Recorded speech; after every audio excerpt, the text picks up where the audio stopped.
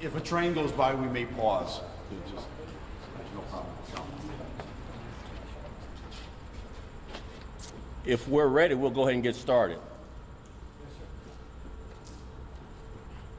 We're here today to provide an update on a recent hit-and-run incident on August 14th of this year, in which 3 victims were killed and a 4th victim injured. Yesterday, on August 22nd, at approximately 8 a.m., Tavis, T-A-V-I-S, Dunbar, age 34, of Chicago, was arrested in the 5100 block of South Wentworth. That's Tavis, T-A-V-I-S, Dunbar.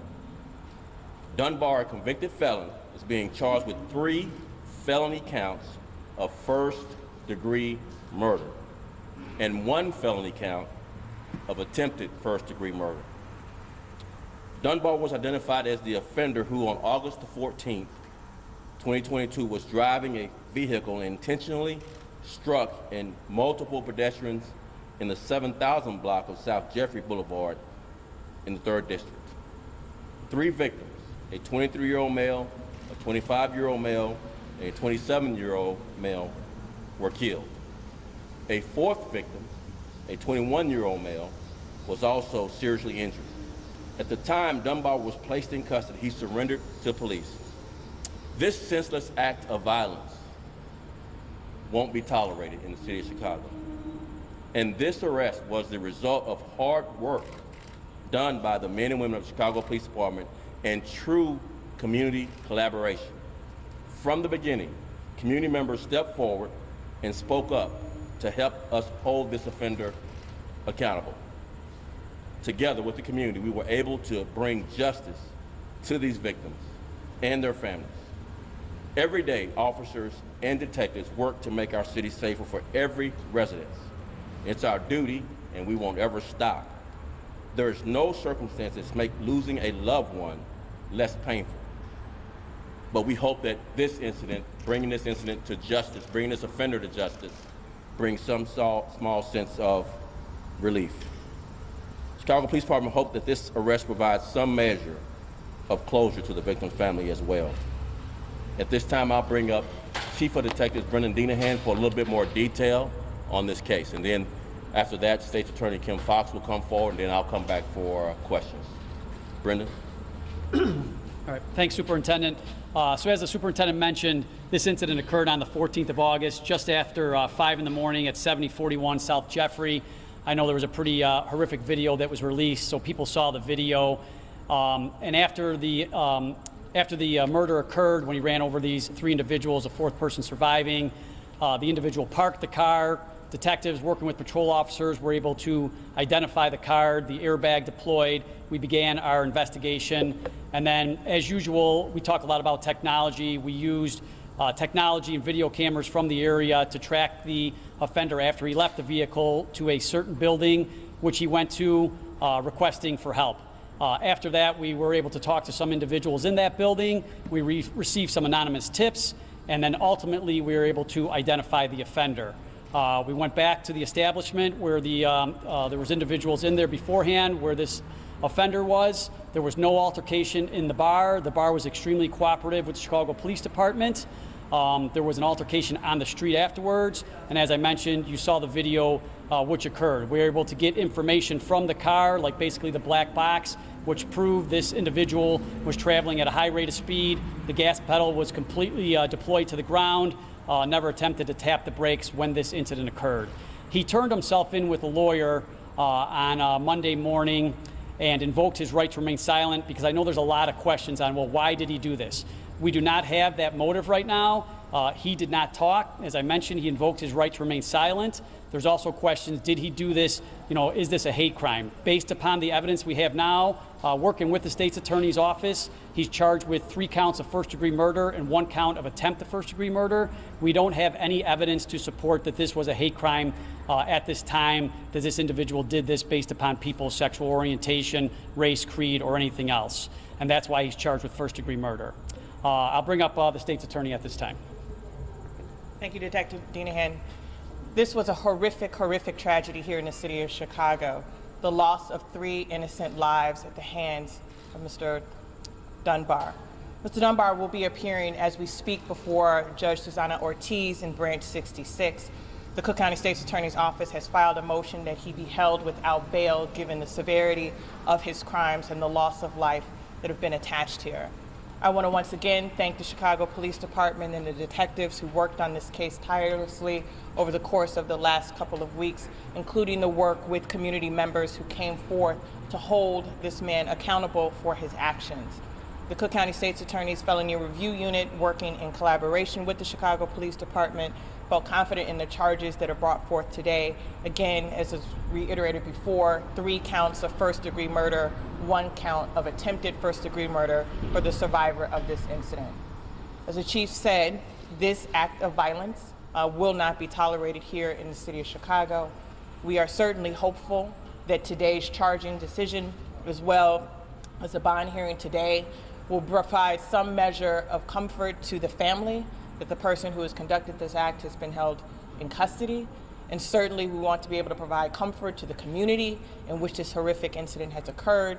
And lastly, for those who saw this video, who were not there on scene, but what it has done to our city and its reputation, certainly want to be able to demonstrate that we will hold those who commit these acts accountable. With that, I turn it back over to Superintendent Brown. We'll take a few questions on topic. Superintendent, was he, Dunbar, the registered owner of the vehicle? No, he wasn't the registered owner of the vehicle. We spoke to that individual. Obviously, that was part of the investigation, which helped us identify him. Commander, is there any connection whatsoever between this driver and these people? Or was this apparently a random act? Apparently a random act, but I'll have Chief Dinahan talk a little bit about what we know about this crowd and this bar scene afterwards. Sure. Thanks, Superintendent. So what I could tell you is the offender was in the bar establishment prior to the act occurring, and many of the individuals who were fighting on the street were also inside the bar. But there was no altercation between the defendant and those individuals in the bar. There actually was no altercation in the bar. And out on the street, from the video evidence that we have, it does not appear that the people fighting on the street, that this offender was involved in that either. He went to his vehicle, and then he immediately, caused this horrific act. Can you clarify for me, if you were able to identify the car that night after it happened, why did it take more than a week to get him arrested? Well, yeah, I think we talked about that originally. So like you said, we did identify the car, but once again, we didn't know who the driver of the car was. It definitely wasn't the owner, and so then the investigation begins. So who was driving the car? And we need people to come forward and help us with that. We go out there and we start collecting video. We collect DNA evidence from airbags, but we didn't know who was driving the car. So it's something the detectives deal with all the time, and it's very difficult because a lot of times we have even major accidents where we do recover the vehicle, but sometimes even if we recover the vehicle, maybe registered the owner, you still have to prove who was driving the vehicle at that time. And based, and that night in the video we had, you couldn't tell who was driving the vehicle at that time. So it took a while in order to prove who he was, and then build a case that we could actually present to the state's attorney's office where we could secure charges. Was the vehicle stolen? No, it was not. Okay, so the owner let this guy drive it. That's a presumption that we haven't proven. We don't think we have any complicity at all with the owner and or the driver being complicit with this crime. But what we do have is 3 counts of first-degree murder and an additional count of attempt first-degree murder. 2 more? No? Any other questions? Slightly off topic. Slightly, Charlie, slightly. I asked you again with the groups. Yeah. There was some video service recently of a crew that had weapons very calculatedly guarding the scene. Can you talk about that and about the call for some police departments to paint your converters pink? Does that have any real effect? So we are seeing people who are stealing catalytic converters becoming increasingly more violent, either being armed or creating some type of physical altercation with owners trying to intervene with the theft of their catalytic converter. In addition, we are wanting to have some more prevention efforts as it relates to the catalytic converter having markings on it. We're okay with being painted pink, but we'd like some identifier markings. In addition, I think there's an appropriate discussion on legislation where these catalytic converters are being sold, requiring identification, requiring video inside the business, taking on that obviously stolen item. So there's more work from a prevention standpoint. It relates to identifying the catalytic converter. That's conversations with the manufacturers we need to have, and we have been having, but also on the back end, and that secondary market, really the black market of these catalytic converters being sold, having a requirement to show your ID, log that information, have video cameras so we can start bringing these people to justice. One last on topic. I have one on top too. Sure. This is actually, sir, about some of the robberies that we saw over the weekend and last night, Bucktown, Wicker Park, that area. We can get with you offline on that. We don't have updates on all of our robberies. We did a lot of that yesterday, but offline we can get with you individually and provide that information for you. But you guys see any connection between what might have happened, what happened actually in Wanted and Westchester on the weekend, and then there were a couple of incidents along Haven last night? We can give you all that information that you asked offline.